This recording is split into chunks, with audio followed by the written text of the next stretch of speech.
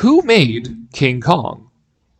We know about Fay Wray, of course, Robert Armstrong and Bruce Cabot. We know about Miriam C. Cooper, Ernest Schoedsack, Willis O'Brien, and Marcel Delgado. I'm talking more broadly than that. What about the studio? My channel is, in many ways, a tribute to my love for the greatest adventure movie of all time. I've got videos on where it was filmed, where Fay Wray was born, King Kong's worldwide reach, and the merchandise that is still inspired by this great film almost a century later.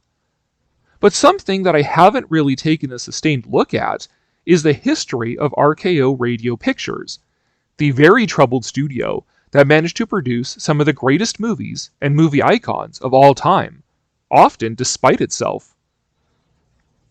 RKO was both the youngest and the least profitable of the Big Five movie studios of Hollywood's golden age. What defined the Big Five were their vertical integration. These were the studios who had a stranglehold on the industry by controlling their own production, distribution, and exhibition. They made the movies, sold the movies, and played the movies in their own movie theaters, or leveraged their power to force independent theaters to buy blocks of movies that usually only included one or two real A-listers. RKO's headline theater was Radio City Music Hall, opened in 1932 in their corporate headquarters at 1270 Avenue of the Americas in New York City. It was at Radio City on March 2, 1933, that King Kong had its world premiere, and it went on to simultaneously sell out both Radio City and now long gone RKO Roxy Theater down the street at 1236 6th Avenue. The Big Five were, in order of size and profitability, Metro-Goldwyn-Mayer, Paramount Pictures, Warner Brothers, 20th Century Fox, and RKO Radio Pictures. There were also the Little Three, Universal, Columbia, and United Artists, who were not as vertically integrated, but still held their place as the 8 major studios of the old-time Hollywood studio system. All but RKO were, in one way or another, holdovers from the silent era, and because of their age, many of them had established a clear identity in the film market. MGM was renowned for lavish, star-studded productions, especially glamorous musicals. Universal would come to be known best for its horror films that are still an iconic brand of their own. Paramount was known more for light entertainment and comedy. Warner was the home of gangster movies and noir thrillers. Where did that leave RKO? Well, not really anywhere, and it ended up showing. RKO actually turned a profit in far, far fewer years than it didn't. About the only thing it had for an identity was sound. RKO was the first movie studio custom-made for talkies. After 1927's The Jazz Singer, a Warner Brothers film, there was a rush for conversion to the best and most effective sound systems. RCA had developed the Photophone system, but unfortunately for them, the industry was effectively cornered by the Vitaphone and Movietone systems. The other 4 studios of what would become the Big Five were using those systems, so RCA did the next best thing. In 1929, they created a movie studio of their own. RCA purchased controlling shares in Film Booking Offices of America, which was owned by Joseph P. Kennedy, the father of John F. Kennedy. Then along came the Keith Albee and Orpheum theater chains, which were looking to transition from the rapidly dying medium of vaudeville into the more lucrative film market.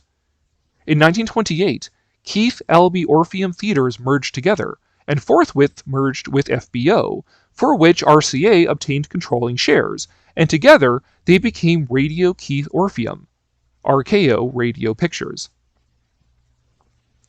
This rather haphazard beginning showed in RKO's inability to turn any kind of real profit.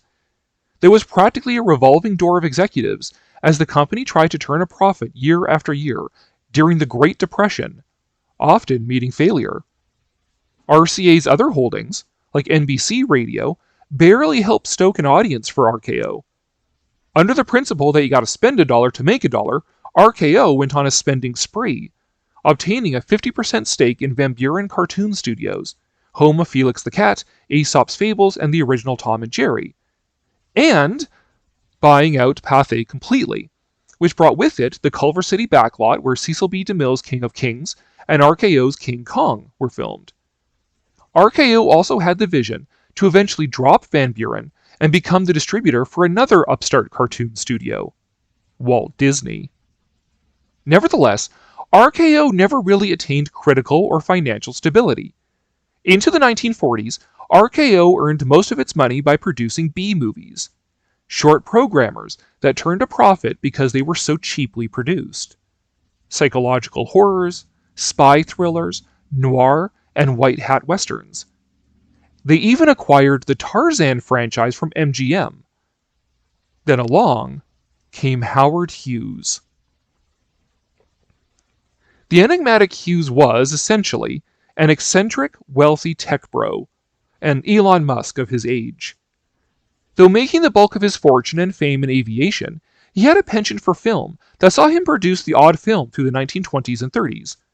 In 1948, he bought controlling shares in RKO and engaged in what can only be described as a systematic deconstruction of the company by way of his own insidious micromanagement.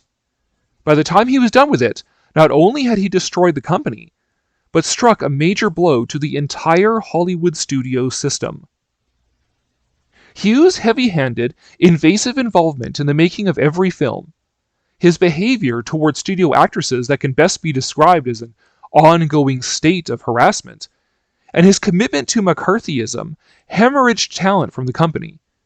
Hughes was also proactive in the antitrust proceedings that the federal government levied at the Big Five studios.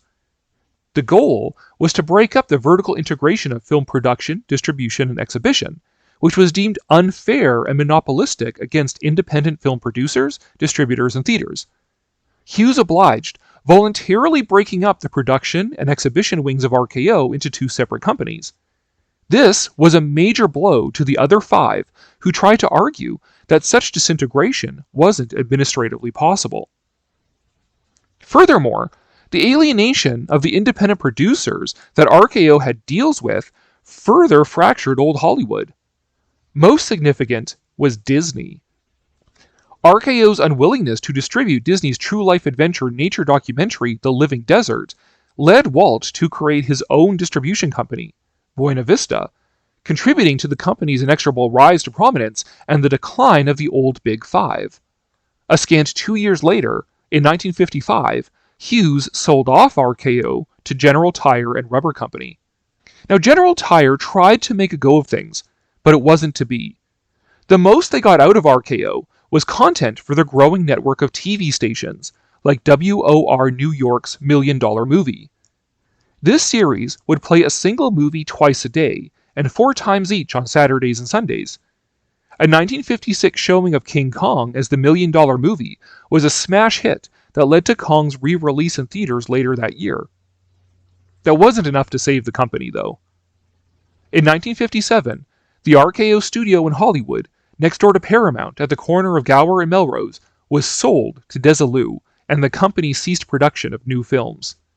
By 1959, RKO was liquidated and became little more than a holding company owned by General Tire and passed around ever since.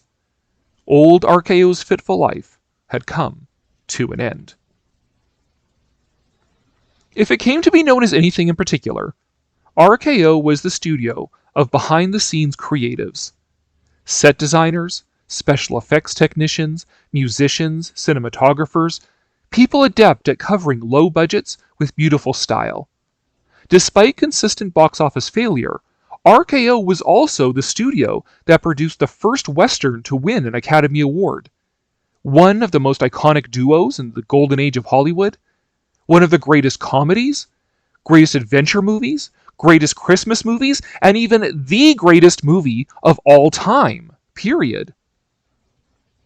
In this series of videos, a King Kong fan is going to be reviewing some of the greatest and not so great films of RKO to better understand the troubled studio that could still produce some surprisingly iconic and incredible films.